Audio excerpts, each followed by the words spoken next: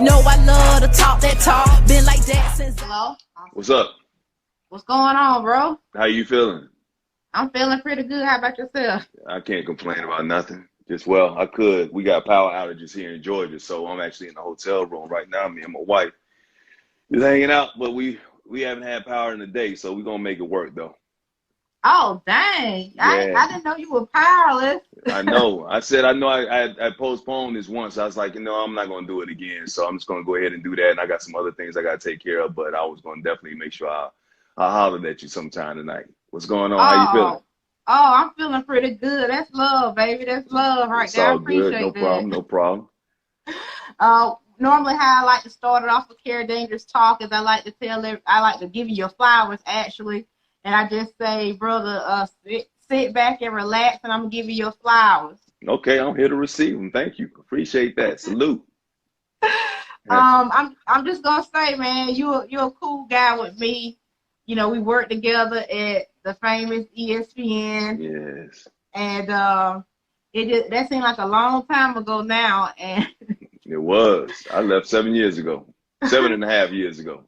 yes, I left last year. And you were always cool with me then, very outspoken. I always just appreciated you because you were just a nice, welcoming person. And I mean, you would always speak to me, and we were just always cool. So I just appreciate you just being a cool, down to earth, humble dude. Oh, thank you. I told you, Special K, I got you. You know what? It wasn't that many of us at ESPN, so we had to look out for each other because nobody else was going to do it. So we looked out, and you just brought some good energy. So I appreciated that all the time. And you were a hard worker, and you always talked about what you was going to do when it came to the business and entertainment. So I like good young energy and people that know what they want to do and actually pursue what they want to do and not just talk about it, but be about it. So I appreciate you.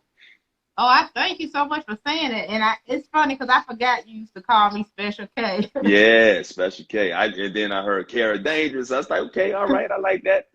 That's more your personality because it is dangerous. Absolutely. You Why lived on you that say edge. that, Mike? Why You you lived say on. that? You was different. I can just tell you was just a different cat. But that's all right. That's good. That's the way you got to be in this industry. You got to be different. You got to give them something they ain't seen before. That's right. I'm just myself, baby. Yeah, man. You know what I love about you is that, like I said, you always been outspoken. I remember one time you had got in my butt, and I remember I hit you up about this because I don't know if you remember what it was. And normally I know people. Like, I know a lot of people, but for some reason, I think you had got on to me because I didn't know one of the talent names or something. And you were like, Kara, you should know who that is. And I argued with you. I believe it was in Sports Center. And I was so mad at you. Did you all remember that? Hey, so many people have been so mad at me over the years. I can't remember everybody that's been mad at me, but like if I said it to you at the time, and especially if it was unsolicited, it probably meant a lot. Only because, like I said, it ain't that many of us. And so, we expect more out of each other. You know what I mean? So I think if they know it, we should know it. We should definitely be on the job, be so super professional, whatnot. Not necessarily have to kiss anybody's ass or anything like that. But at the same time, you got to know how to play the game. And you got to be professional. You got to be on top of things because we got to move up. We got to be able to own the game. We got to be able to play the game. To play the game, you got to win the game. Only way you're going to be able to own the game is when you start winning in that game. But you got to be in the game first. And if you ain't doing it the right way, or if something is slipping and I see something is lacking in somebody I know has talent, I'm definitely going to pull your collar on it. That's just who I am. Well, thank you. I like the way you turned it around because I was about to say he's not saying I wasn't professional. He's just saying that he was just trying to clean up some things. But that's it. No, you were super professional. I remember. I don't never ever remember you not being professional. But it was something I felt like, what we as people, we just got to do the right things and do it the right way sometimes, whatnot. And if I see that it's going down the wrong road, I'm gonna put a stop sign up. Now, if you choose to blow through that stop sign, that's on you, because I ain't gonna do anything about it. I ain't the police. I ain't gonna pull you over and give you a ticket to put you in jail. I'm just gonna give you a stop sign. I'm gonna tell you, hey, maybe you need to stop, listen to this, and listen for some directions, and then decide which way you want to go. Do you want to go right, left, or you want to make a U-turn, or you want to keep on going down that road? It's up to you. But I'm gonna give you that stop sign if I see it. No, and I appreciate that, man. Because we gotta listen to people, and you've had a lot of experience, so hey. And I want to tell you, because I know I hit you up a couple of years ago to let you know, like I seen so much growth in you, like it's just a person who viewed you from the outside looking in or whatever. I don't know if you're looking at yourself like this, but when I saw you again, I'm like, who the hell is this guy? Yeah. Like Mike, for real, dog. Yeah. It looked like you did a complete just redo of yourself. I had Is to. I that had to grow up. I had to grow up. I had to find myself. I mean, for a long period of time, and that's why I wrote in the book. When I wrote Open Mic, it's like for a long time I thought I was grown. I thought I was a man, but actually I was just a boy thinking I was doing manly things, in which I wasn't. yeah. You know, it wasn't until I actually found myself and realized that I was not only hurting deep down on the inside while pretending to be happy on the outside, but I was also hurting other people. And when you recognize that in yourself, and you go out there and get the help that you need, then that's when you can start taking your steps into manhood. So now I'm happy. I'm just deep. I'm just deeper into, God, my religion, who I am, my growth, my maturity, trying to help other people, trying to make the world better, whatnot. And that's why I was able to actually get married again, because I wasn't ready for it the first couple of times, to be honest with you. I just wasn't a man. So, but yeah, I mean, you see it. You see I'm thankful that people can see it in the growth and the happiness and just the light that I have right now, because I want to give that light to other people. Brother, I'm telling you, you are so light. And when I watch interviews that you do with Cynthia or by yourself, you illuminate this light and you look so happy. Thank And you. yes, brother, I'm telling you, sometimes I'm on the blogs and I see people, they don't know y'all and they'll make a comment about you. And I'll write back, I'll be like, Mike's a good dude. Like, you know what I mean? People just assume, like, some of those people y'all think good on TV, those are the assholes. I'm going to tell you right now. Mike, you know I'm not lying. Hey, I can be an asshole sometimes. No, you can't be an asshole. I can definitely be one, but I try not to be. I try and illuminate positivity, and I'm never going to allow somebody to steal my joy. So I know right. I'm at I ain't above nobody, but I damn sure ain't below nobody. You know what I mean? That's the way I look at it. So if you respect yourself, I'm gonna respect you and give you the proper amount of respect that you need. But I ask for the same space and the same respect at the same time. But if you come for me and you ain't doing anything for me in my life, you can't control anything in my life, you ain't hurt my kids, you ain't talking, I don't have anything to say. You got a right to your opinion. Go ahead and say whatever you want to say, but I'm gonna allow you to wallow in your misery. I'm not gonna join you in that. So I just have to say congrats for all the people that don't know, which you have to be living under the rock. Mike got married to Cynthia off of the Housewives of Atlanta show. And I really like her. She just seems so classy to me. I don't watch a show like that, but I do know her. And I hit you up. I was like, damn, Mike, you done upgraded yourself, boy. Wow. Yeah. Like I said, but I had to upgrade myself. So even though I upgraded in the realm, so to speak, of who I'm been with or whatnot, when it comes to the lady I'm with, that's an upgrade, obviously, because she's a queen, but I had to upgrade myself in order to be able to receive somebody like that. So yeah, I can look at it. I was nothing against anybody I've dated in the past, any of my former wives, because they're queens in their own rights and whatnot, but I wasn't in the sense. So it wasn't like I upgraded to a sense of somebody that was, above anybody else or whatnot. I just feel like I had to upgrade who I was, and then I was able to receive the same amount of shine that somebody else was able to give me. Oh, that's so awesome. How was that day for you? Because I saw the clip. It looked like it was fantastic. It was memorable. It was a magical day, despite everything that's going on in this country or whatnot, with the pandemic, the world, with the racism, the election, everything that's happening. We're happy that we were able to give people some joy, some excitement to get away for a while. There was a lot of trepidation because of everything that's happening when it comes to the pandemic or whatnot. But we did everything outside of giving people the vaccine to try and make people feel comfortable. And the most important thing we gave them was transparency and let people know what the situation was, and then you can decide to come if you want to. And we were going to make sure that people who came into that situation, came into that space, was going to be in the best of health.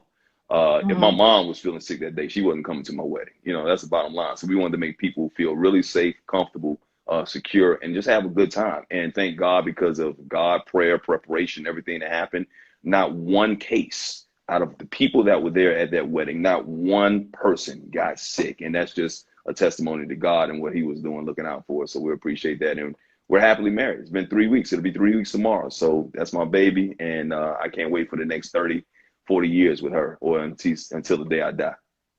Oh, that's so awesome. I hate to throw this out there, but I got to bring this up because I watch her show because I want to know what you think. I mean, you just kind of summarized it right there. But Wendy Williams had criticized you guys. I don't know if you heard about it. And Yeah, I just want to ask you about it. She said that she thought it was selfish for you guys to move on with the wedding because she felt it was unsafe for you guys to invite 250 guests.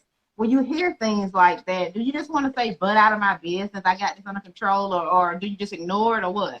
Like I said, it's just that they got it right. That's what she does for a living. That's her job, So she's talking about it. She has a right to opinion, but it's not going to affect our lives. We listened to it. Once again, nobody felt more, what can I say it, unselfish than us. Because even though it was supposed to be our day or whatnot, we wanted everybody else to be safe. That was the main thing that happened when it came to preparation or whatnot, making sure everybody was cool. And once again, telling people what the situation was and being transparent about that or whatnot. And you decide if you wanted to come or not. But the masks were out there, the hand sanitizers, the encouragement of the test or whatnot, the security to walk around and make sure that people were following the rules or whatever and having a good time. That's the bottom line we had. So when people talk like that, when Wendy come out and say stuff like that, she's doing her job. You see it, you hear it or whatnot. Okay, that's her. Everybody got some kind of issues in their lives that, you wouldn't want people talking about you. But at the same time, that's what she does for a living. So I just kind of just like brush it off. That's excellent. So just on a lighter note, when I was looking at some of your clips of the wedding, I noticed something about you. I'm not mad at it at all, but I don't have to ask you the question, are you an ass or tits man? Because you definitely an ass man. Let me tell you something, boy. Yeah. Your hand did not leave Miss Cynthia's ass on that on the couple's dance. Well, it's a lot to hold on to, as you can see. It's there, you know what I mean? So there ain't nowhere else for my hands to go. You know what I'm saying? It's like I want to make sure it's under control. That's the bottom line. So, she's a beautiful woman, and I want to hold every part of her body and every part of her soul and her emotions. And she's in good hands. I got some pretty big hands right here. So, I can control all of that stuff like that. She got me too. And that's the main important thing, is that we got each other. We always say that we are far from perfect, but we're perfect for each other. And that's just the way we live our lives. We just enjoy each other. That's my best friend, and I'm her best friend. And that's what marriage should be all about. So that's where we are. And she got a nice ass too.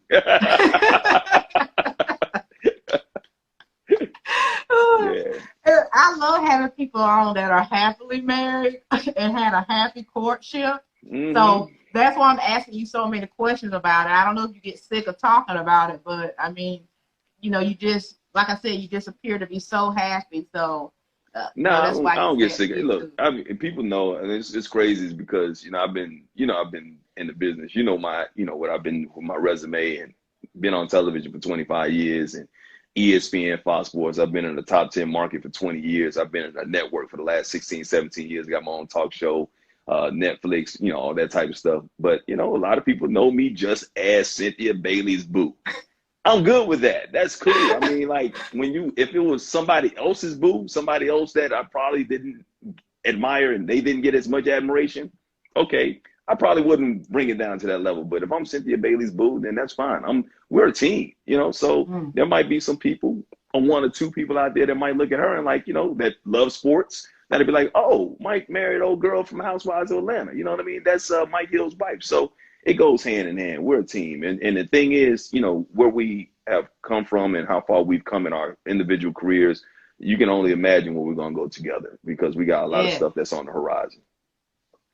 Now, Mike, although we see how happy you are, I got to ask you one of these questions. Okay. Did you ever have a moment to yourself where you had any fear to get married a second time?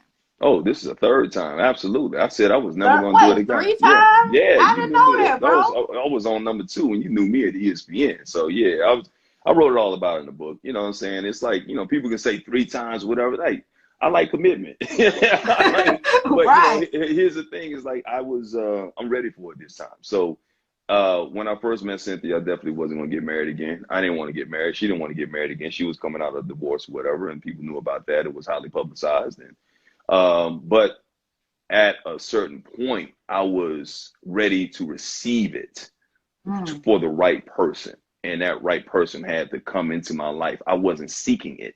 And that's the difference in being a man and growing and becoming a whole man too, because you Mm. can walk around and have the best job in the world. You know, you can look like a man, you can be an Adonis type figure or whatever, and, you know, be in the best physical shape of your life and mentally not be whole. And Mm. I finally got to a place where I was mentally whole, where I didn't need to be with anybody. If I wanted to be with somebody, I was willing to accept them into my life. And that's what happened with Cynthia. And Cynthia had to be the same person. So she didn't fulfill a need in my life. She just increases my happiness that I already had. So to do that, when she said, okay, you know, I could marry you again. I'm like, yeah, I could marry you. I could marry you. I could get married again. I could be married to you. And I was like, yeah, I could see myself doing the same thing. That's when we seriously started talking about it, and it just kind of grew into what it is now. Wow, you boy, you, yo, man, to hear the wisdom that's coming from you is so awesome. I had to I'm grow up. telling you. I had to grow up. So Oh, that's okay. I've been so you trying. have a book out right now, Hmm.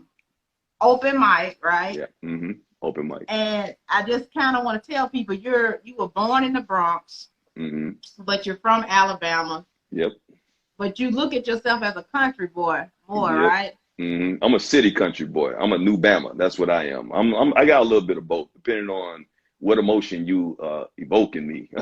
That is Okay. gonna come out. Yeah. So if you see, I rarely get upset these days because I'm not gonna allow a person once again to steal my joy. But you know, like Mm. if you mess with my kids, my family, or something like that, then you kind of bring out certain emotions, and I think that New York side comes out. So when you hear the New York side, you know that this mic ain't the one you want to mess with right now. Don't do it, player. But the Don't step Alabama up on side, it. yeah, don't let the light skin fool you. I'm telling you, I'm still a thug. I still know where I came from. I still know where I grew up. You know, I still got these hands now. Like, but I'm not gonna use them. I'm gonna use my words of wisdom or whatnot to try and help the situation out or whatnot. But when the words don't work, I can still go. Don't get me wrong now. Don't get it twisted. But the Alabama side is, usually what you hear because that's joy, man. I'm just happy. I'm a good old country boy, and I love being a good old country boy. And she's a good old country girl, too. She's from Alabama, too. So it just kind of worked out that way. Oh, I love that. Hmm. I heard in the book you wrote about, like, in Alabama, well, I heard you say actually that there are a lot of drugs around growing up. How did Hmm. you keep yourself on the right track and not fall wayside to those different elements in your environment? Well, I had a strong mom and a strong grandmother, and I had family members, my cousins who are involved, and I saw exactly what they were doing to their parents and how their parents, you know, had trouble with them. So they were older, whatnot. So I was always afraid to go heavily into hard drugs, like crack and things like Mm. that, cocaine, whatnot. I was young, kids, I smoked weed like all the little kids did early on and whatnot. Probably shouldn't have done that at all, but I didn't do that a lot, but a little alcohol here and there, whatnot. But at the same time, I just kind of knew my mom and my grandmother just instilled something in me that made me say, no matter what your environment is, what the environment you grow up in, there's something more that's out there and you should expect more. And I just feel like there was something that was innate in me too, that made me feel like, you know what, I'm not going to be the product of my environment. I'm going to be better than my environment. And I'm going to build and I'm going to bring other people who are willing to come out of this environment into another environment as well once I do make it out. So it's always been that way for me. And so it's worked out. And, I made a lot of mistakes once again, not necessarily the drug mistakes, but I made a lot of mistakes and now I'm trying to atone for them. I'm glad you were able to make it out. I like to leave people with some inspiration to know that the people that they, see as being successful, they went through some of these same hardships. It's just about making those right choices, I still you go know. through hardships, and people that's what people got to understand. It's like I think social media is one of the greatest inventions ever made, but it's also one of the biggest lies. Mm. Because a lot of times you see, so-called celebrities or people who are on television, people who are in the spotlight or whatnot. You see that and you want to live that life. You don't know what they're going through behind the scenes, and that's one of the reasons I wanted to put open mic out there as well, because I want people to understand that no matter what you think you see or how successful you think I am or whatever, because I was at ESPN or Fox and I'm still making it, and I don't consider myself a celebrity, so don't get me wrong. But just because I'm in the spotlight does not make me immune to being brought down in any kind of way or having issues in my life, or whether it could be money, financial, it could be health issues, whether it be relationship issues, all that and more. So that's why I want to be transparent. As a matter of fact, I think my last post that I put on Instagram, I was talking about being transparent about something that I went through. The reason I'm actually here in Atlanta was because I was supposed to be here for a campaign and it didn't go through, at the last minute. And it was a disappointment. But what I've learned over the years with my maturity and growing into my manhood is that, you know what, I got to be happy for the things that I get, but just as happy for the things that I don't get, because God is good. Sometimes God puts you in situations that you think you should be in or whatever, but he'll turn the corner on you really quick because he wants you to go in a different direction or whatnot. Maybe if I would have gone down this path here, it could have been detrimental to my career because it could have been something I could have been seen in that could have been taken the wrong way, or working with the wrong people. Somebody could have been having a bad day. I could have been having a bad day, and it could have been an explosion. Or maybe because he stopped that from happening, maybe because of that time that I would have been using on that campaign there, maybe there was something else that God wants me to have that's even bigger. And if I was doing that campaign, then I wouldn't be able to accept the one that's bigger over here and that's better and that's going to make my career explode a little bit more. So I've learned that disappointment is part of life, but you grow from those disappointments. And I look back over my life, as you read in my book, some of my biggest detriments, some of the things that have affected me in my life, some of the things that I thought were my biggest disappointments turned out to be some of my biggest blessings in my life. And that's the God honest truth. It really has. The 2 times I've been fired in my career turned out to be the biggest blessings in my life. If it wasn't for the fact that I got fired in Dallas, I would have never gone to ESPN, Kera. That's the God honest truth. And I wouldn't be in the position I am today. If I wouldn't be in the position I am today, I would have never met this woman. And so to speak, you know how it goes. Yes. And one thing about you, I think that helped you, and I don't know if you think about this at all, but I know this about you, is you have a great sense of humor. A lot of people don't. Well, I like to laugh. I like to make people laugh. That's the thing is, you got to make people laugh. You got to make people, smile. I mean, my whole MO is like, that's why I love being around comedians. I love comedians. They just make me laugh. They bring joy. As a matter of fact, the show I'm doing tonight on Fox Soul, we talking about comedians and how they use basically their pain to make other people laugh while they got issues on the inside themselves. But I think, they say laughter is the best medicine. That's just the way it is. So I want to bring people around and make people genuinely happy. So if you're around me, you got good energy, we can kick it. When you got bad energy and negative vibes, I don't want to be around it because it takes the joy away from me. So I'm not going to be the person that's taking the joy away from you if I don't want it.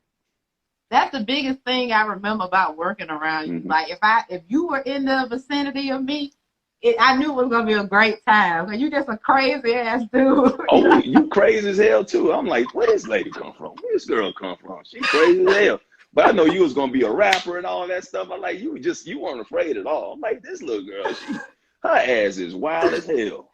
But I loved it. I enjoyed it because because you have that confidence, and that's the main thing. Like people, you ain't gotta say the funniest things in the world. Your timing ain't gonna be great. If your energy is right, you're gonna say things that's gonna make people laugh and make people smile at least. And that's the main thing. I'll leave it up to the greats on there. I saw Lunel on here. I love her. I mean, that's that's my girl. People like her is just like that type of stuff is inspirational, and it just makes you full of joy, whatever. And you got to pass that along because wonderful legends like her and other people and the other comedians I hang around, they pass it on to me. So you got to pass it on to other people and make other people laugh too.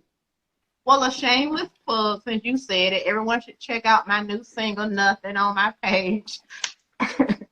And make sure you subscribe to my YouTube. All right. And I'm still trying to do it. Still need a little bit of help. If anybody want to help a sister out. You ain't trying to do it. You doing it.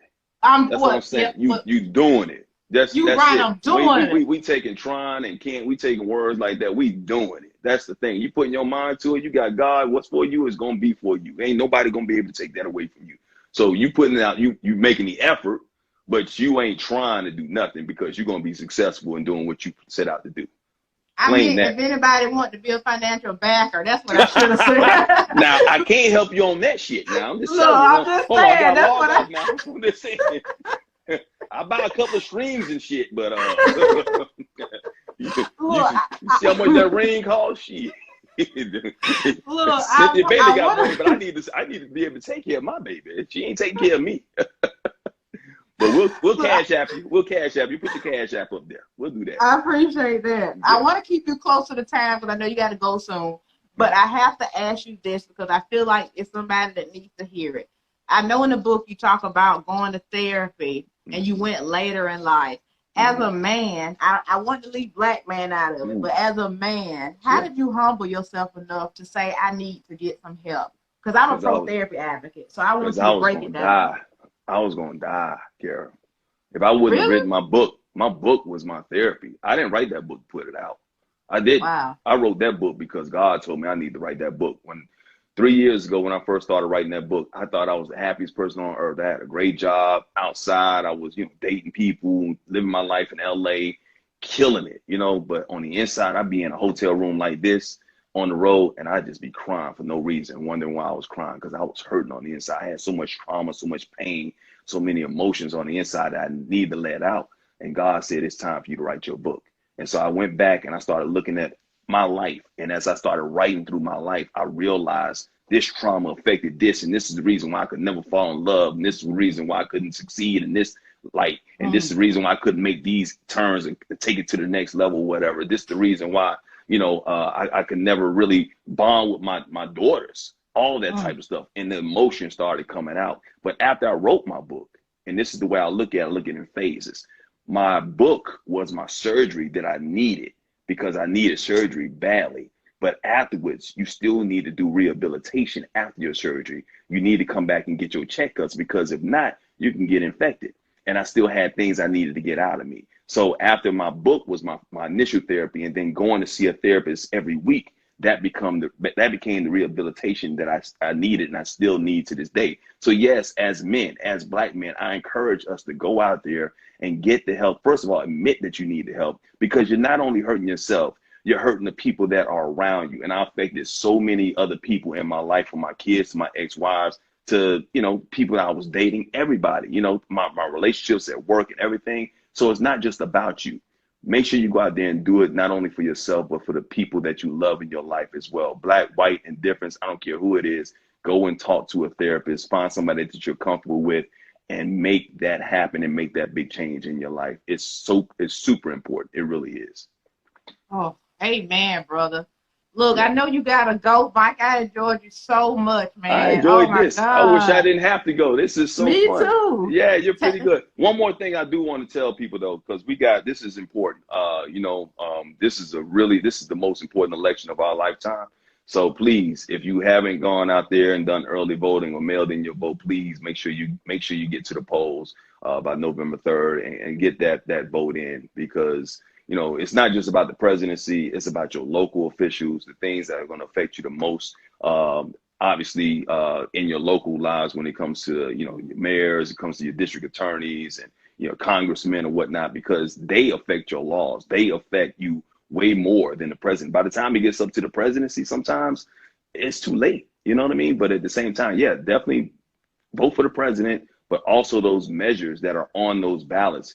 Know what those measures are. Do your homework before you get into that ballot booth. So now you're not just reading and trying to say, oh, yes, no, and not knowing what you're voting for. So definitely do your homework, get out there and vote and make a difference. Oh, wow, brother. Thank you so much for that. You always welcome bad hell. Bring Cynthia with you too. Tell I said what's up. I'm going to bring Cynthia. She said, what's up? She could have showed her face or something. Come here, baby. Hold on a second. Yeah, she's cute. She don't need makeup. She one of them cute women that don't need makeup. At ESPN with me. Hi, beautiful. How you doing? Good. How are you? I'm doing well. Look, I am so happy that Mike is with you. Let me tell you, girl, he has changed so much. I can tell how happy he is. I know everybody been telling you that, but I can tell, girl, you have just came in his life and just boom. Don't be telling her how much I changed. I thought I was a good boy from the start. I've been great. It's good thank to you, see Kay. black love. Appreciate you, Special K. All right, you guys take All care. right. God bless your Nice to meet you. union. All right. Nice to take meet care you now. too. All right, bye-bye. bye bye.